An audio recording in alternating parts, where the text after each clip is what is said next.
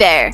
Ever found yourself straining your eyes to read tiny text or wrestling with oversized icons on your Xiaomi device? Well, today is your lucky day because we are about to tackle a super important but often overlooked feature, adjusting the display size. Let's dive right in.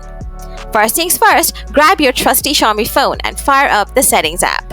After that, give your screen a little scroll until you spot the additional settings option. Now, go ahead and tap on it. Next up, tap on Accessibility from the menu that pops up. Then, take a little detour to the Vision settings by tapping on it. Here is where the magic happens. Locate the display size feature. Give it a tap. Now, if you want things to loom larger on your screen, slide that slider to the right.